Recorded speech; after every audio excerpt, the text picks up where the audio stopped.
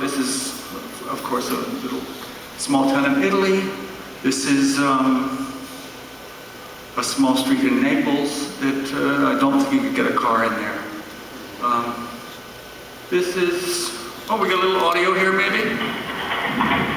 This is me riding around Ferrara. Ferrara is a small town in Italy, and cars are not banned from the center of town. I think you might see a car somewhere, but it's very inconvenient, being that it's small streets and it's hard to ride a bike and hold a camera at the same time.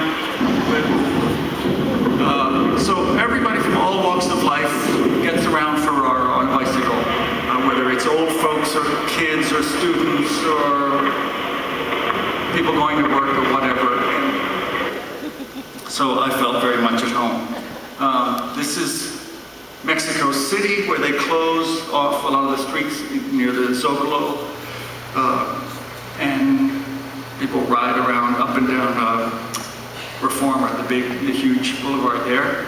This is downtown Tokyo. This is, don't laugh, this is the Grove in LA, which I found it kind of revolting, an artificial kind of Disney street, but it kind of works. People from LA, especially, there might be some people from LA here, people from around there flock to this place because it's sort of a real street in a certain kind of way, and something that they don't have there. So they get to experience it in a sort of contained environment. Wow, that's really blurry. That's, just go on. This is San Sebastian in Spain.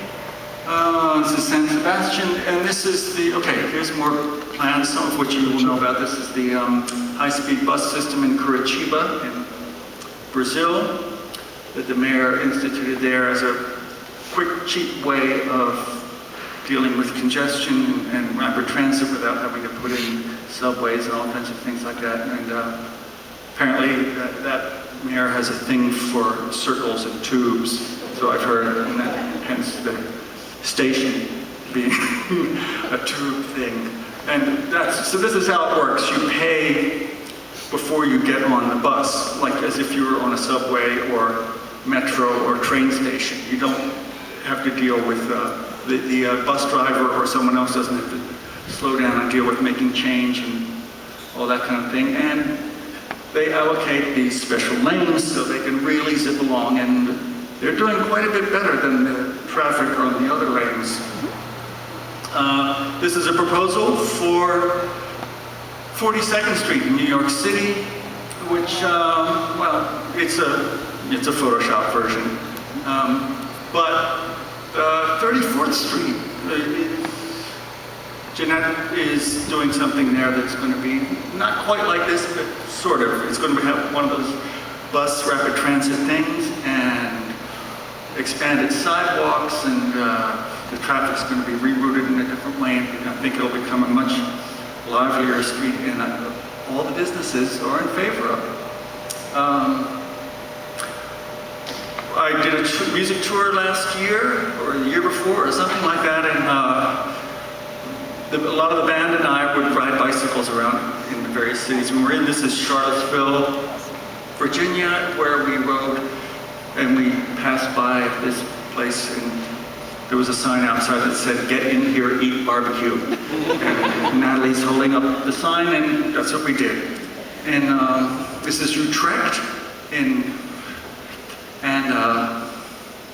these are the whorehouses in Utrecht.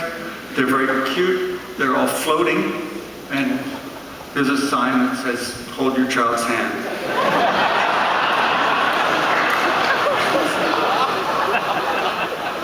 This is a Kurdish autonomy rally in Hanover, in Germany, that I stumbled on when I was riding around on a bicycle, and it was great.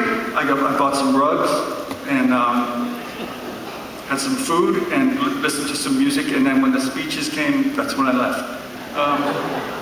There's the band.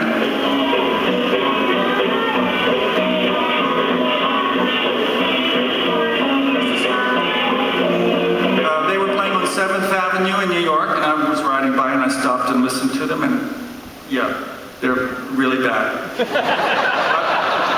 They're young, they got time to practice, yeah. Okay, I ride a bike and where to put it. As it becomes more popular as a way of getting around, which it seems to be doing, we wonder where are we going to put these things now. This is the Chinese solution. This is the Dutch solution, which works. I mean, people can find their bikes in there. This is the New Zealand solution, just hoist it up. This is New York, when there's no bike racks nearby, you just lift it up and lock it to the thing. This is Tokyo.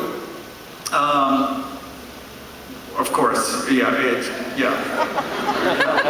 We can all just kind of drool and look at this. And it's an upscale shopping mall, but then you come to the shopping mall, it's a little sign, bike parking, and then it takes you to a special building where you wheel your bike in and nobody locks them because nobody steals things. This is Chicago, where there's this facility for bike storage in Millennium Park, and it has showers in it too, and looks like sunbathing as well, which the bike parking in New York does not have sunbathing. Inside, this is Portland, where they've made these temporary kind of bike things that take up 1 or 2 car parking spaces, and if there's a need for more, they just kind of drop one, bring a truck around and drop one in, and if it doesn't get used very much, they can just lift it out. So it's no big thing for the infrastructure. And at first, some of the businesses didn't like the idea of this piece of furniture going in front of their shop. And then they realized that, well, there's 10 customers there, and if one van parks in that spot, not only is that maybe one customer, but it completely blocks the view of